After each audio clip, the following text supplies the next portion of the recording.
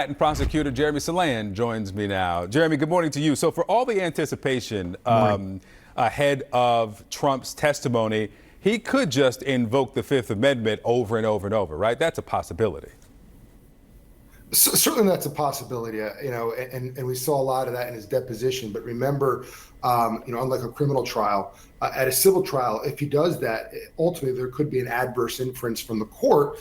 And we already know, we look at what's going on, Judge Engoron already has, it seems to be an adverse inference, though he still has to hear all the evidence. So he's in a difficult spot, Donald Trump, especially when he likes to go off on tangents and say things that damn him later on. So let's assume that he will engage and answer the questions. The judge here has already determined that the practices were fraudulent. So then what hangs on or hinges upon the Trump testimony? Well, remember, and I think it's lost on some people that that's just a piece of it. Granted, it's a large piece. Yeah. But there's the falsification of business records claim, insurance fraud claim, conspiracy to commit those offenses. So there's still a lot there, and ultimately the judge has to determine the magnitude of the fraud and what the penalty should be. So there's a lot that hinges here. There's a lot in the balance, and if he can't answer his questions tightly and in a credible way, where the court believes what he is saying, he's at a real risk of, for lack of a better term, blowing things up even greater. Yeah, and that's a discipline that we've not seen, at least in the depositions that we've watched in the past. This will be, of course, publicly there in the courtroom. Ivanka Trump comes up on Tuesday. We've talked about how her undue hardship of this happening when her children have to go to school was dismissed. She's not a party to the case. She was dismissed in June. So what's the value of her testimony here? Well, she, like her brothers, is immersed in this, or at least that's the allegation, right? Intimately involved. And she was involved in some of these big loans with Deutsche Bank. She's involved with the post office in D.C. She has very intimate knowledge, as alleged by the Attorney General, and we would expect that she's going to be consistent, which is what? I didn't sign off.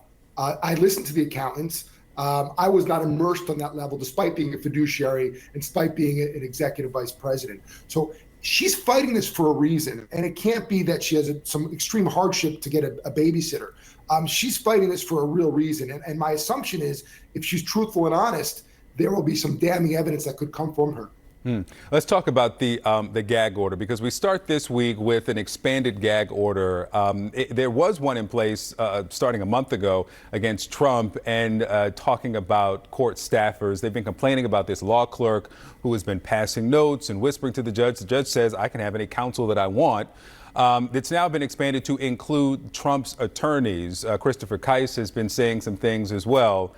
What's the logic here, if there is no evidence, and there is none, that she is, Schumer's girlfriend, as Trump said, or that she is biased? Is this for the potential appeal? What do you see here?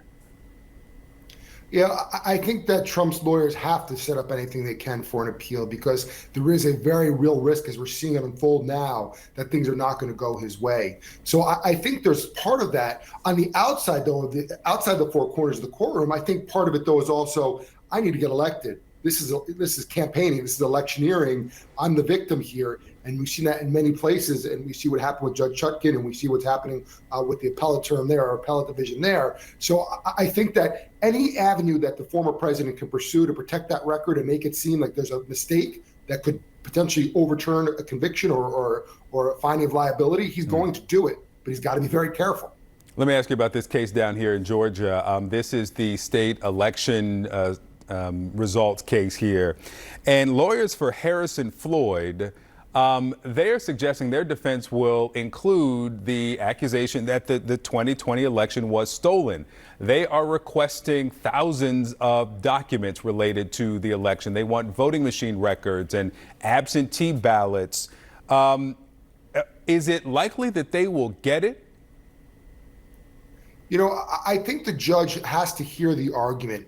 There's one hand that says, listen, we're not having a trial within a trial about whether or not the earth is flat. The earth isn't flat. We're not going to litigate this. So there's that argument. There's another argument of the magnitude of the materials you're going to have to get to review and examine could be an extreme burden. Not only that, extreme time consumption.